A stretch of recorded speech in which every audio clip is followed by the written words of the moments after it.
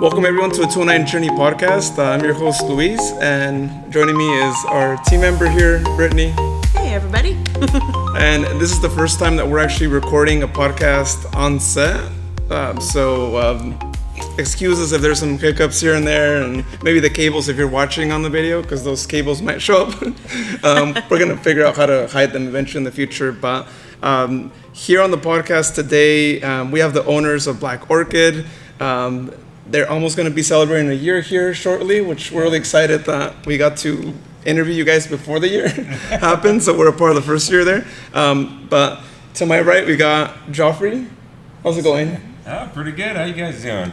We're doing good. I'm really excited to be recording this. Thanks for being our test interviewees. Yeah, absolutely. And being patient with us as we got everything set up, because it takes time to do all the post or the pre-setup and all the things there. And next to Joffre, we got Tyanne. Yes. How are you? Good. How are you? I'm good. Just really again excited to be here, and we're gonna have a few more video shots as we're actually interviewing you guys. So we won't be able to see it obviously right here on us, but when you guys see it after, they're going to be able to see all the different things that we talk about here. So awesome. The video's going to be a little interactive. You're going to be seeing some footage show as we're speaking here. And then last but not least, we got Henry out there. How's it going, Henry? Doing well. Thank you very much. How are you guys today? We're great. We're really excited here. And I got to give a shout out to Brittany, because Brittany formed the connection here. She actually knew them before, and that's how we're doing the interview now. So thanks to Brittany. They actually connected with me, so it goes full circle. Full circle, absolutely. A lot of connections, back and forth. Well then, this is how I usually like to start interviews, because everyone has their own journey, right? Not to repeat the word journey, but that's what this podcast is called. So I like starting them this way. But I know you guys weren't originally from the 209. You guys moved out here. So how about we go, I'm going to go in order just because you're right next to me. Yeah, absolutely. How about we go first with you, Joffre, and just tell us more about how you made the move out here to 209 and how long you've been here. I've been here now for probably about 10 years. That seems like a long time. Honestly, I was the last one in Southern California. Ty came up here when she was in college. Then my parents bought a home up in Shasta, and it was a very long drive. So I said it was about time to make the move. Just had to get away from that traffic. Oh yeah. Yes, I feel you there. Oh, the traffic, I'll never go back. I mean, our only traffic out here is like a tractor or the train. Yeah, I was about to say the tractors during farming season. And we get annoyed by the train. I mean, there's The train. being behind 5 cars, it's like, traffic is bad. So bad. Right? How about you, Tyanne? How did you make it out here?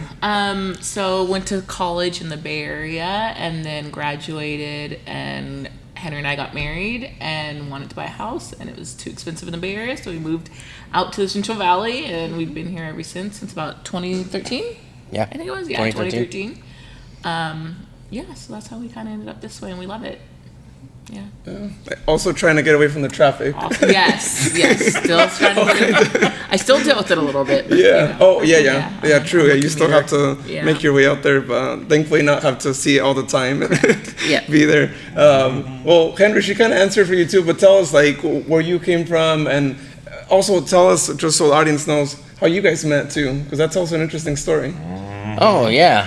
Well, I came up here. I met her in Palo Alto at a bar, of all things, and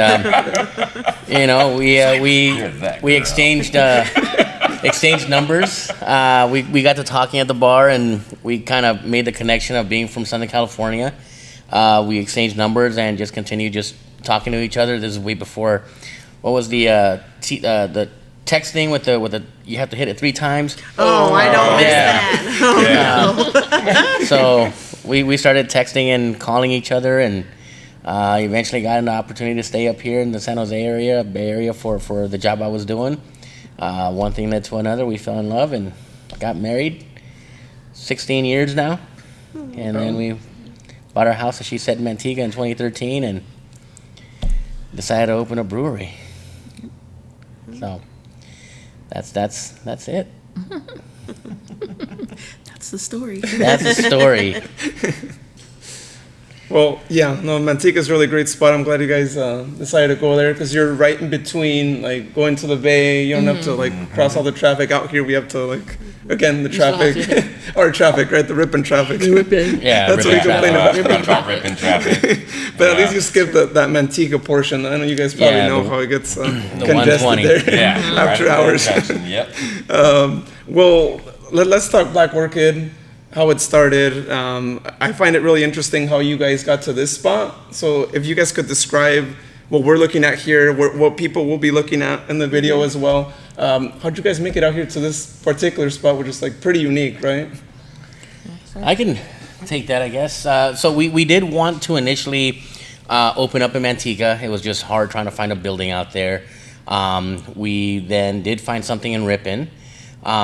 It got a little complicated once COVID hit because we got all the approvals and everything right when COVID was starting, I think March, April of 2020. And so we were able to pull back from that agreement and halted the search for a little bit. And then 2021 came along and we started searching again. Still couldn't find buildings. We had a very good realtor. And we gave him what we wanted, the type of building, what type of code we needed, everything that we needed as far as to make it possible for us to have a brewery. He kept sending us places and showing us buildings and, a lot of no's, but finally somebody said yes out here. It turns out that, we're in a mixed retail space, which is very rare for breweries because breweries are considered manufacturing. Fortunately, the prior tenants here, they had rezoned the entire building for retail and manufacturing because they manufactured windows. And so we ended up getting the showroom, which is the front of the building with the windows up in the front. And so we were able to start doing the work out here. So that's why we came out to Modesto.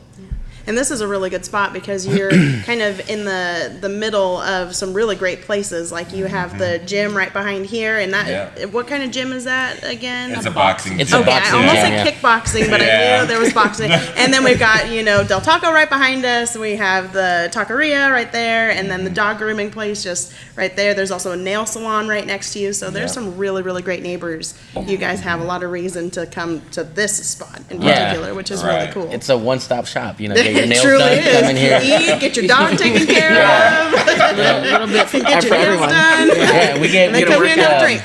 Yeah, we get June groomed at a Bath and a Biscuit, which is the tenant here that does the grooming. So she goes there. I make the appointment for her, and then they're super kind, and they'll drop her off for us, and then we'll hang out and have a drink. So, it works out. Good neighbors. Super convenient. Well, you guys find the place, so I gotta know, like, what was the origin of the name and the symbol, which people might be able to see a part of it watching the video right behind you guys here. What's the... So, go ahead. Go ahead. Well, I know the flower was basically, it's a flower that I've had for probably about 2 decades. I just really like the photo, and I've always had it just on my phone. I just keep transferring it from phone to phone. And so when I was talking to our designer, I asked her if she could work with this. And she looked at it, she said, it might be a little tough, but she said she could possibly do it. And she did an excellent job. We were all very happy with how she took this photo and turned it into our logo. It was very amazing. Wow, that's quite the story, to have the picture and some dark. To touch a little bit about the name, so we're a minority owned company, and Black Orchids are pretty rare. They're like kind of like a existent but non-existent flower. So when we were thinking of the name, we kind of had a couple of other names that we were trying to figure out what we were going to decide on. And so my dad had actually picked the name Black Orchid. I think we had a couple, like 2 other names that we were kind of playing around with, something to do with like dogs, because we all have dogs and we love our dogs so much. So we were trying to think of something, kind of ended up throwing them in a hat basically, and realizing we really did like Black Orchid once we picked it, and we liked that it was kind of unique, different, and just a little bit of like some symbolism behind it, at least for us. There's not a lot of minority-owned breweries, so it was just kind of a nice fit for us, and that's kind of how we came up with the actual name. So, yeah. Yeah. I like that a lot, because not only does the logo itself stand out because of the flower, and orchids are something that people, they know what that is, at least, and then it is a rare version of it, and it does, test to all the things that make you guys you. So that's really cool that you have something unique like that. Absolutely. We love it. Well, let's talk about the drinks that you guys offer here and kind of how I'm sure they've evolved over time, right? When you first opened, you had just a select few, and then they've been expanding. So tell me, like, some of the original ones that you guys had and how it's evolved. So we originally, when we opened, we knew we wanted to have 12 taps, but our goal was to start with at least 6, to get 6 on tap that we knew that were like really solid, and kind of see how those 6 did and figure out which ones. We kind of had an idea of which ones would be our flagships. Joffre's the brewer, so he's the brains behind all this and making the recipes and doing all that. But I would say out of what we have on tap, we do have all 12 taps full now, which is really great. I don't think any of us thought we'd get to all 12 in the first year, at least, filling them all, especially with all our own product, which was really exciting. But we do have a couple flagships beers that no matter what, when you come here, we'll always have them on tap, which is our Kolsch. We always have that one. That one's a really light, crisp beer, pretty easy to drink. And then our Hazy is another one, our Hazy Around and Find Out. That one, we had it, and then it did really well, and then we switched to a different Hazy, and then everyone wanted that one back. So we brought it back, and we've kept it on since then. And people really like that one. It kind of has like a little bit of tropical notes to it. So that one's been a really good one. And then what else? There was another one. Blonde? The blonde. The blonde. That one was kind of a fun one. That was not supposed to be a blonde, I think it was. So we call it, it's We had a called couple blonde. mishaps with that one. But it came out really good. So it's called Blonde at Heart because it wasn't originally supposed to be a blonde. It was supposed to be, I believe, a cream ale. A cream Correct me ale. if I'm wrong. And something happened. Someone messed up. And so it turned into a blonde, but people loved it, and so we literally had to just make the same mistake the next time we brewed it. So it came out the same each time. So we actually just finished that one, but we do typically always have that one on tap as well. So we try to have a couple that no matter what, those 3 are always here, and they're kind of different styles. And then the rest pretty much rotate out. We love trying new things and like kind of changing up the recipes and being a little adventurous. So there's something for everybody, but we do like to change out a lot of the beers. Yeah, the seltzer is the other one that's always going to be on tap, and that in itself has. That's my favorite. 6. That one never comes off. 6 flavors that are usually here. Watermelon, strawberry, orange, mango. A bunch of different flavors, and then Ty comes up with the seasonal flavors. So right now we have a apple pie and a peach cobbler that are for the season. We're going to get into maybe a Bananas Foster's type, something coming up. Yeah. So different flavors, those change out. The seltzer base itself is just a seltzer base, and then we have the syrups for it. So that's a whole other just bunch of options that people have with that, and so it creates almost 6 different seltzers that we have on tap. Yeah, because then everybody can choose their flavor that they like. I usually, the watermelon is always my go-to whenever I come, and visit you guys and do paint nights and stuff. It's always the watermelon one. Tonight I tried the orange mixed with the vanilla, so I got my orange creamsicle, and this is delicious. I'm already halfway done.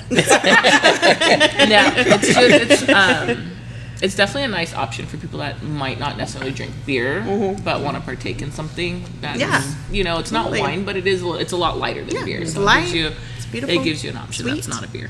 Like and the other one that you have in front of you there is the non-alcoholic.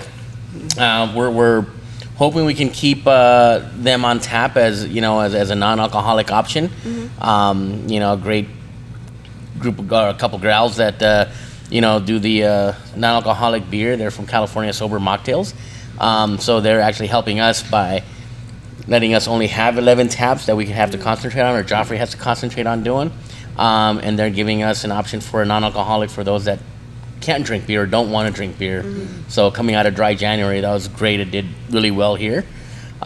People still love it. So even out of Dry January, a lot of people are drinking it. So, you know, it'll change around with different flavors that they bring. They have really good flavors. They let us try them before they bring them out. So that's another option that we'll definitely have as well.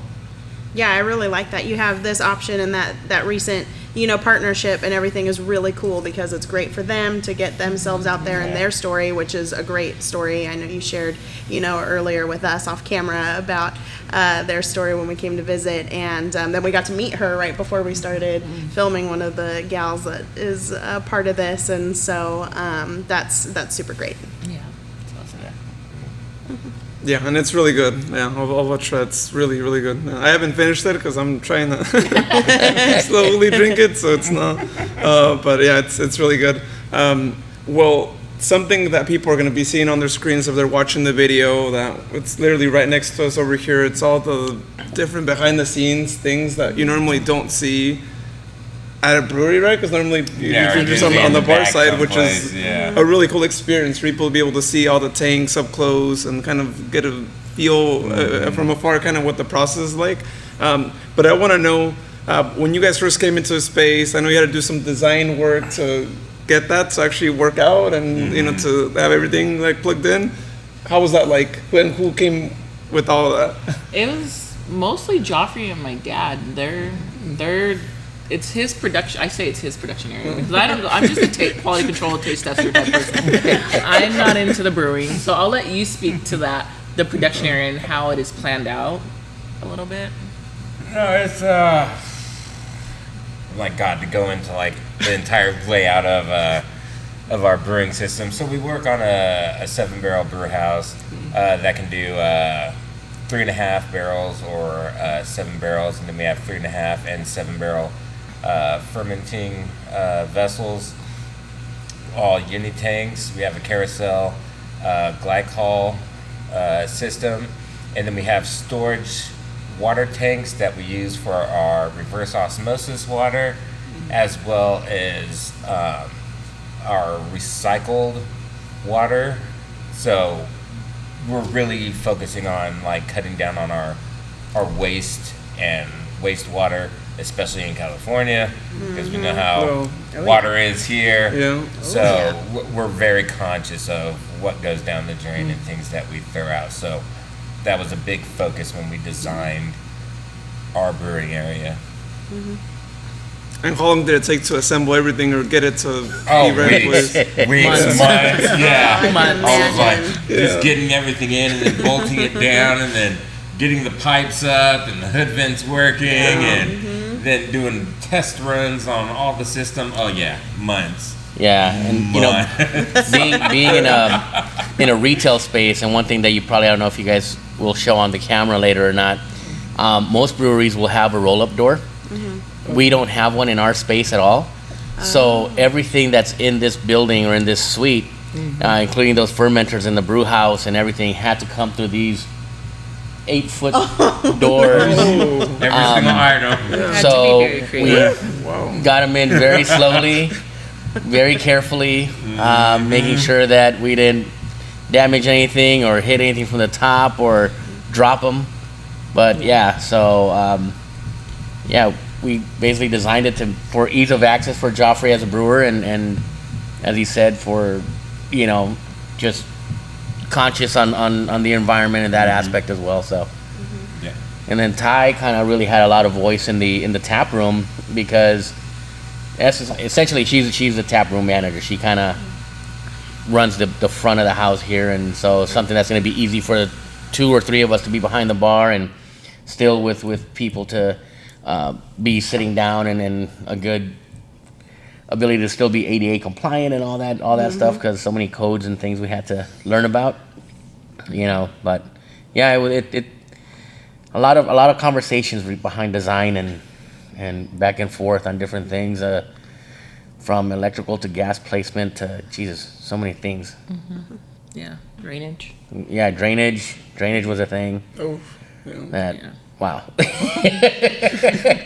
And one of my favorite thing about you guys in general is that this is such a family ordeal. Like you guys do it together. Your parents are involved. Yep. Your dog is involved. Like, I mean, there's just it feels like family when you're here. And so it's so cool that you're able to rely on each other and learn together, and that you guys are still so close and everything. And it's really neat to see and to feel and experience when you're here, and even your customers experience that. You know, you have your regulars and those who come in just to visit. You treat them as if they were regulars. Yep. And so I just Absolutely. really enjoy the vibe in here, and I love that everything is out for everybody to see, and there's just it's great. It's a great place to be. Thank you. Thank you. Yeah, Thank you. definitely something we strive to have, is make sure that everyone feels welcome.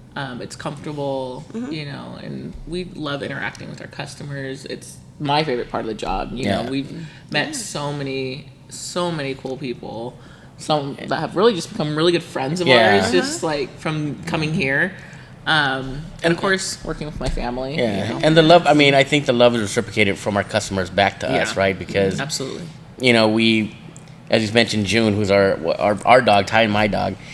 She's at the brewery a lot, and she got spayed a couple days before her birthday, and so we had to bring her to the brewery. And we posted on Instagram like, "Oh, come say hi to June for her birthday." And customers brought her treats. They brought her they brought her, like, toys. gift baskets. Oh my god! Yeah, so cute. you know, It was so sweet. we'll have customers that will order pizza or get taco platters from Del Taco, and then bring them like, "Oh, you guys want dinner?" Or, you know, and any events that we do where it helps charity events, like the Toys for Tots that we did for Christmas.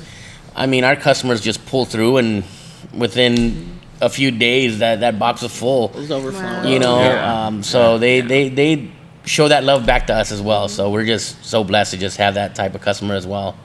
Yeah, and you're making all kinds of really great connections, because you have some of your beers available elsewhere. I know at Bark is one of them, which is also another dog, you know, related thing. So those who are at Bark, you know, can try. And what flavor is there?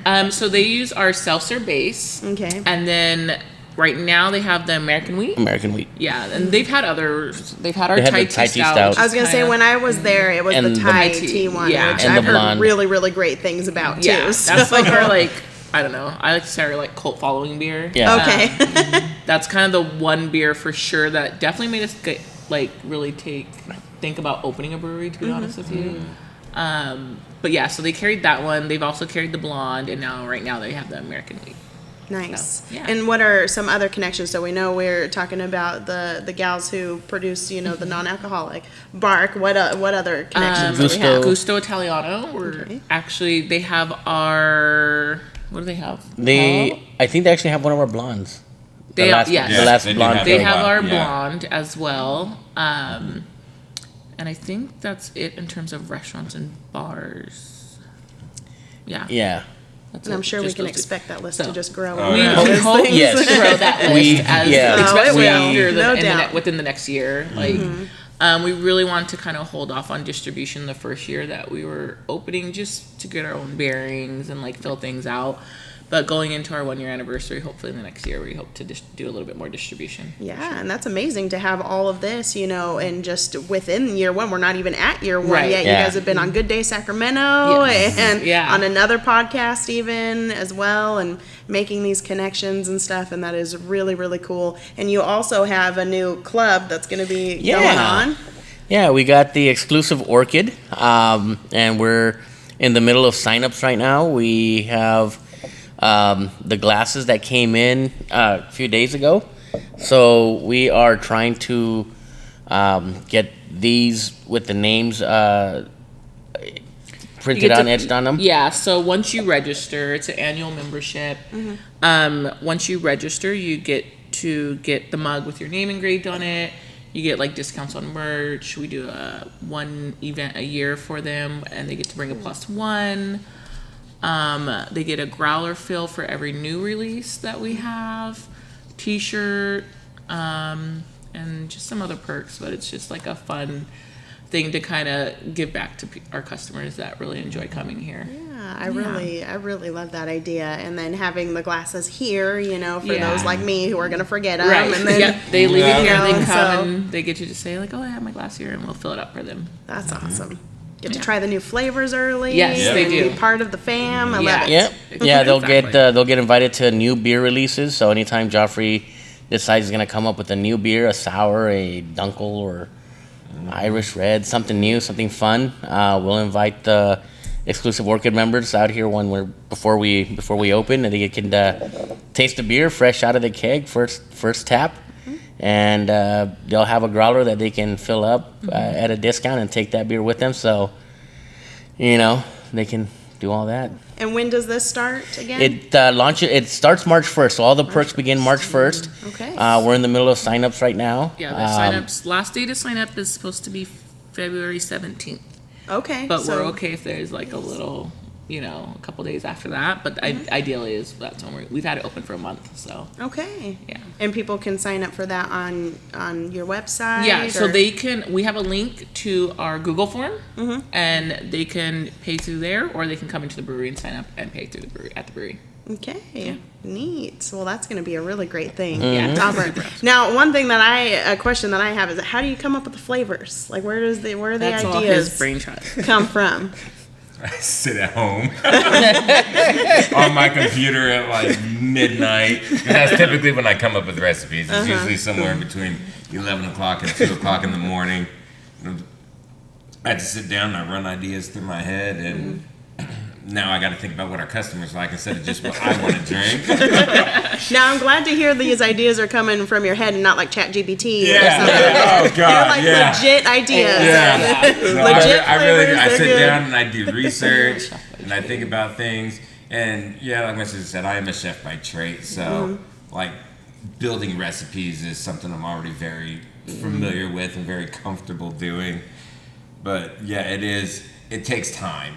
It usually takes me, I'd probably say about a week from idea to being able to write it out, get it all on the computer, and get ready for a test batch, depending on how simple or complicated the recipe is. Although sometimes, with certain errors and mistakes, it's on the spot. Right? So like the blonde is a good example. Yeah. Because when he found out what had happened with the blonde, or a cream ale at that point, he didn't have much time to think about what to do, because it was game on. Let's try to save this beer. Let's figure out what to do. And that's Joffre just like, okay, here's what I'm gonna do, and I'm gonna take notes. I'm gonna figure it out. Came out, tasted really good. Same thing with the new hazy that Ty's drinking. It's a juicy hazy. It was actually supposed to be replenishing our hazer on and find out, but at the last minute when we're getting ready to put the yeast into the fermenter, we're getting ready for that. Joffrey's like, "Oh shoot, the yeast didn't come. We didn't get it on time. I completely forgot about that." It's a very special. Yeah, yeast. so at the last minute, you pay a fortune for this yeast. yeah, at the last minute he figured out. He's like, "You know what? I'm gonna have to figure out what to do with this beer, how to make it," and so it was a completely different one, and it tastes great. People love it. So yeah, sometimes it's not about midnight. It's about, oh shoot, what am I gonna do now? Think on your feet. Think on Yeah. your feet. Absolutely. Well, that's really awesome to have that creativity to be able to do that, and so that stuff doesn't go to waste, and that you're able to figure it out and then becomes a popular flavor. Like, Yeah. that's really cool. Yeah. Now I just gotta Just- figure out how to make it again. Yeah, I'm sure that would be the hard part. Now, have there been flops? Have there been ones where you're like, nah, Oh that's yeah, not the first 2 beers that we made here, I dumped them because I was not used to working with the water in Modesto. And like it just was not coming out right, and we drank as much as we could possibly drink, but after that we were just like, oh no, because it did not taste good. Like it really did not taste good. I think one thing we will definitely pride ourselves on is if we do brew a batch of beer and for whatever reason it doesn't come out to the quality that we want it to be, we're not going to serve it. Nope. We're more than willing to eat the cost and dump it if we have to, than just push out product just to push it out. Yep. Well, and I for sure know that to be true because I've only heard good things. I mean, so I know that you guys put your best stuff out there, and it really catches people's attention, and it looks pretty, and it tastes good and everything. And so I'm sure as you experiment along the way, you know, I think that that's great that you always have the customer in mind. And Always. Absolutely. Always. Yep. Well, I want to take you guys back in time, less than a year ago, to the opening day, the very first day when you opened your doors. How was that like? What was the response to the first day? It was really well accepted. I was super nervous, to be honest with you. Yeah. I was like, no one's gonna come. But no, we had a full house. Yeah, even prior to the first day, I mean, We had a because couple of soft openings prior we to. we got our approval to open, I think, in late April, and we were still kind of in the finishing touches of our stages of just, you know, making everything the way we wanted to make it, you know. And we were here working, and we had discussed, it's like, well, we're still going to be there. If somebody comes by and wants a beer, we can now sell it. We don't have to advertise that we're open yet, but we can sell it. And yeah, people that, you know, used to come around walking by and looking at our coming soon sign and talking to us when we were doing the build out, they started seeing that, oh, they're kind of open. I think we had the doors open for air purposes. And somebody came in and said, like, oh, are you guys open now? Like, well, we can sell you beer. But yeah, the first 2 weekends in May were really, really good. The grand opening was the test for us, and we thought we're gonna be, you know, is everybody gonna come? Are people gonna be here? But it turned out to be a good day. Yeah, we've been really well received, I think, with just the community in Modesto as a whole, and honestly, even we get a lot of Riverbank customers because we're kind of right on the border. yeah, it's a good spot to come for Riverbank people. We've been well received from the neighborhood, from the other tenants in the building. Grand opening was good. It was hectic, and it kind of put us to the fire, all of us, like, you know, learning our POS and just doing things that we really hadn't done since we had worked so long on build out, you know. But it was fun. Yeah, it was worth it. Yeah, it For was. sure. Very much so. So, Joffre, with you being a chef, are there any plans to like have some more food as well? To like, Everybody has been asking me That was the number one question. for years. You're If a I'm chef, so I'm gonna do like, we gotta try the food. For literally years, people have been asking me for that. And I was like, that could definitely be a possibility. But we said at the beginning, for me to try and run a brewery and run a restaurant It's a lot. that was going to be really intense. So I said, let's focus on making the beer. Let's focus on making a good product. Once we become successful at that, then we can talk about opening up a restaurant and brewery or something like that. So we'll see what happens. But yes, we have talked about it, and it is something we are keeping alive just in case that's the direction that we do want to go.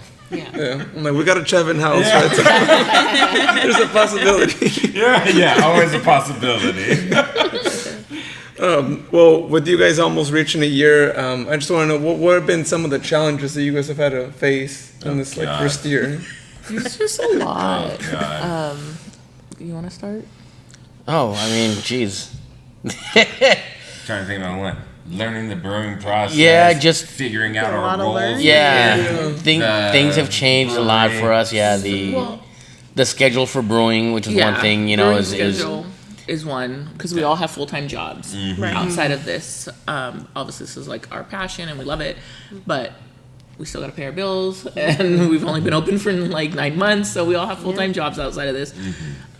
So yeah, I definitely think the brewing schedule is one of the things that's kind of an obstacle. Like, they have a set schedule, but things come up and sometimes it changes.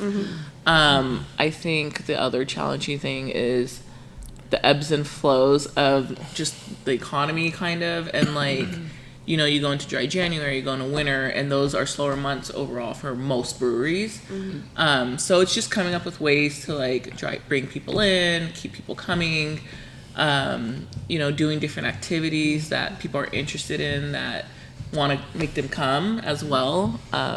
Yeah, that's been a big challenge is doing that. Plus, you know, again, one of the things that you did mention was restaurant or food.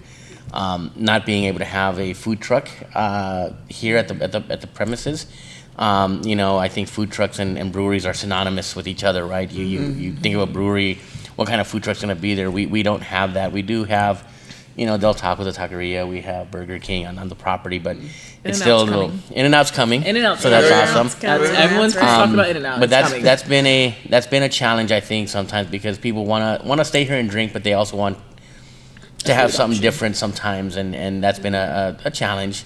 Hasn't turned customers away for the most part, but I think it'd be something that we can hopefully get worked on with the powers that be.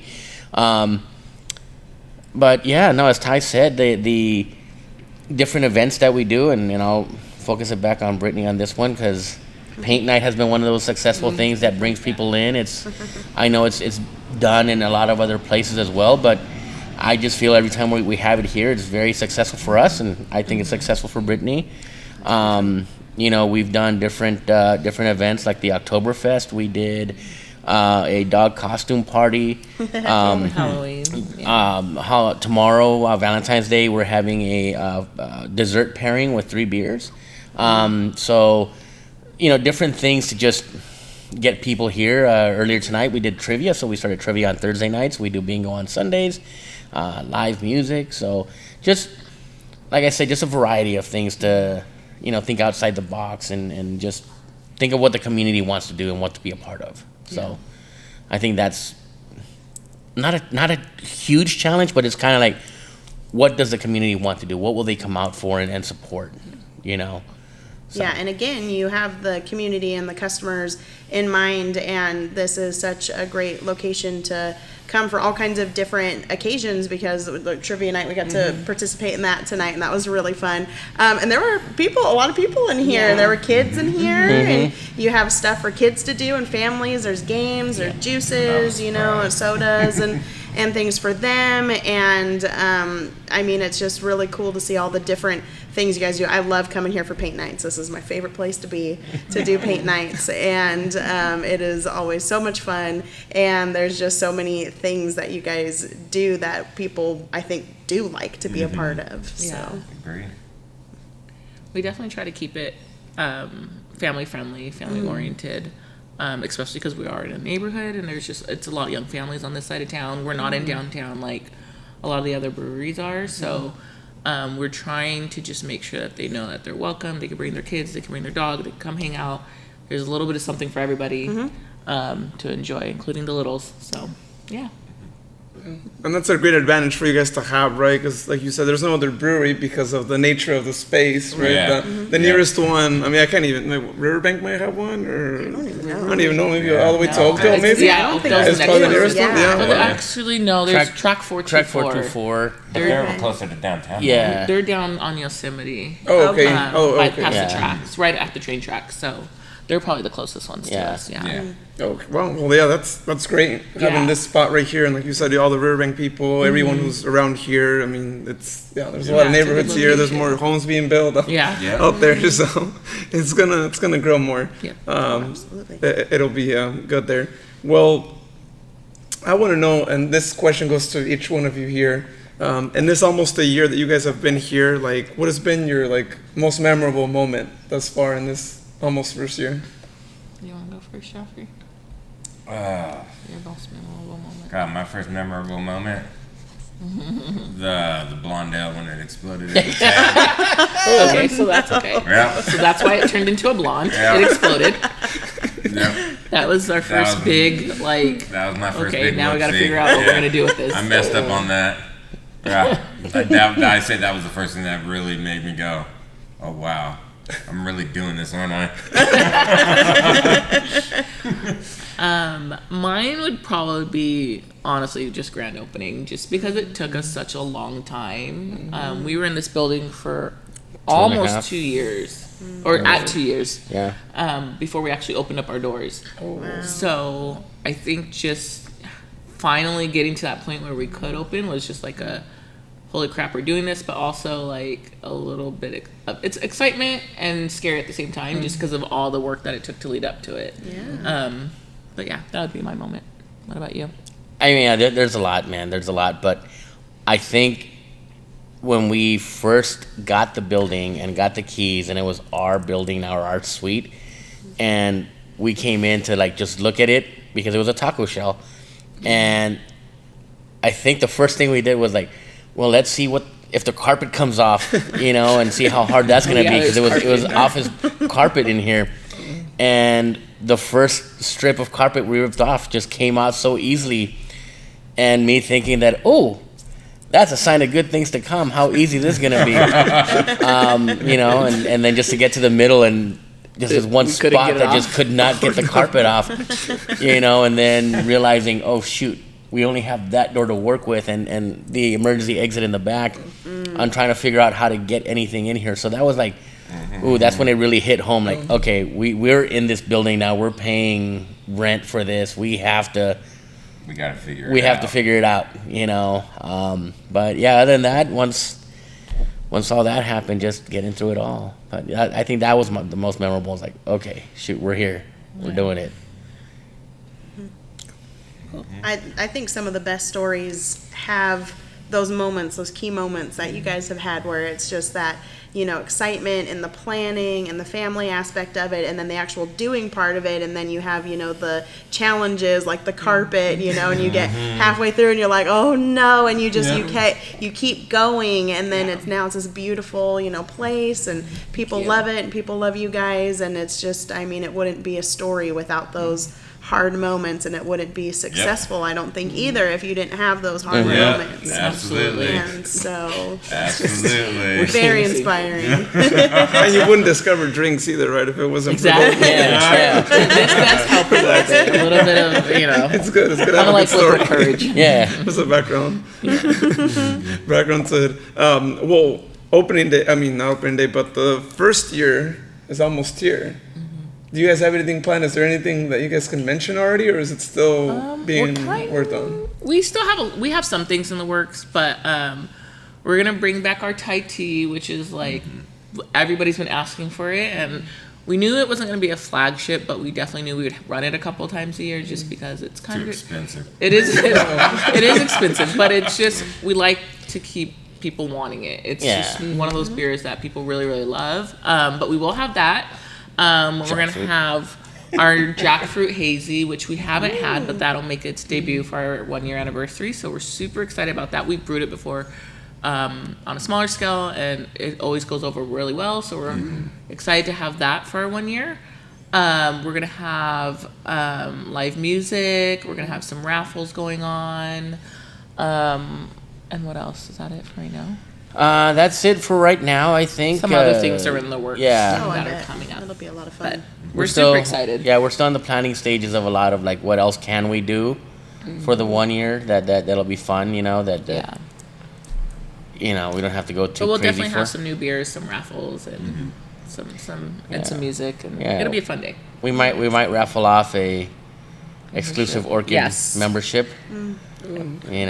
So there might be one lucky winner.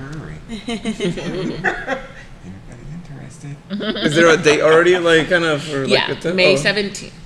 Yeah, May 17th. May 17th. So Saturday, May 17th is going to be our 1 year anniversary. Our actual birthday, I guess, if you will, is the 18th of May, but that's on a Sunday, so we're going to do it that Saturday, the 17th. Well, I'm looking forward to being there. Yeah. It'll be a lot of fun. It'll be fun. Yeah, should be great. Yeah. Well, you have any more things on your side? I have so many things that I could ask and talk about. We could be here all night, I'm sure. I would love to know, going forward into the future, plans. What would you love to do? What are your dreams? Whether it's having more food involved or making more connections and partnerships with other local places and stuff. What are like the big dreams? You want to start? What's yours? Well, What you see I want to start canning, to be honest. That's on my list. Yeah, that's one thing that I've been, at least on my aspect, I've been thinking about the most, how to move more beer, make it more accessible to people. So I think canning is going to be our next big step in what we're going to do on the production side. Yeah. I agree with the canning for sure. For me, I really would love, obviously, more distribution, getting out there a little bit more into at least local distribution within the 209 area. Ideally, I think that would be great, just so people know that when they go out, they don't always have to come here to have a beer. They can go out to dinner and enjoy our beer at, a local restaurant or a local bar or something like that. So I think that would be really good. Yeah. What about you?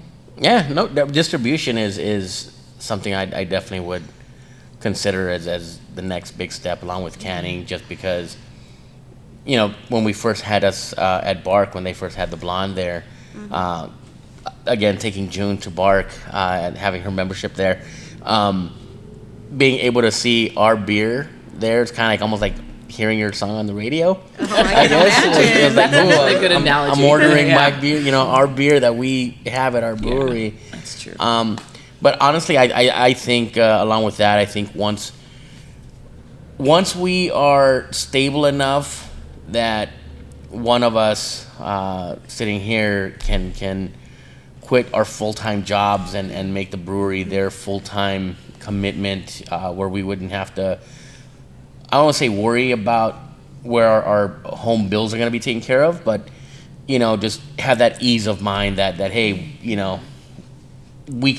one person at least can be here full time, whether it be administrative or brewing side of things or something, because that at least lets us know we're continuing to move forward and we're not just playing catch up. I know that's the time to come. That's a ways away almost, but I think that'll really solidify it for me on that aspect. Yeah, those are all really, really great goals, and I have no doubt that as it continues forward, I mean, it's already, you guys are off to such a great start. Thank you. Got great support and everything, and so it's going to be cool as a follower of you guys, to watch those things happen. And speaking of following, I would love for you to tell everybody where they can follow you, how they can keep up to date with your new flavors and all. Yeah, so we're on social media, both Instagram and Facebook right now. That's where we post all our events and everything. So you can like us on there and add us and see all about our upcoming events, our beer releases that we do. Every time we do a beer release, it's usually on a Friday.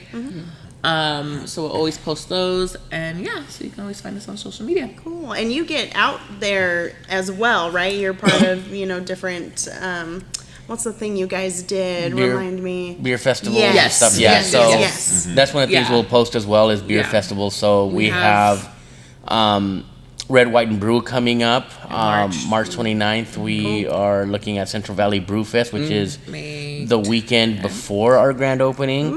Busy time. There's going to come maybe as a surprise to Joffre, because I don't know if we've talked about it as much as we wanted to, but Black Joy Parade. It's not a brew festival, but it's highlighting Black culture. It's going to be something in Oakland. They have a beer garden. They invited us to be out there. So we're thinking about possibly being out there and taking one or two of our beers out to pour. But we put out any events that we're going to be at, any festivals we're going to be doing. Porch Fest I know is coming up. I still don't know how that works. I think we have to be asked to be somewhere. So if somebody asks, if somebody wants us at your house, someone wants to add. to pour our great beer for you guys. But yeah, different events. I know spring, summer is the season for brew festivals. So we'll try to make it to as many as we can, while still making sure we have beer here for our customers. So that's the part where Joffre has to figure out how much to brew, when to brew, and how tired he wants to be.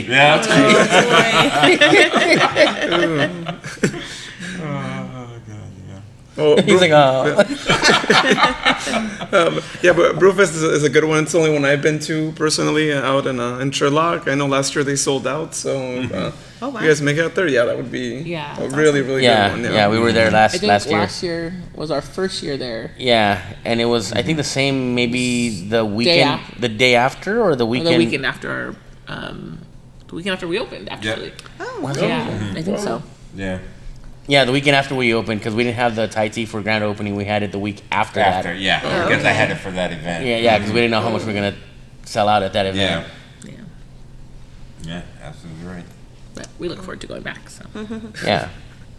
Well, that's really cool. I think it's really awesome that you guys are getting involved throughout the 209 and beyond too. It's nice that you can actually like expand, go to all these festivals that are out there in the Bay Area.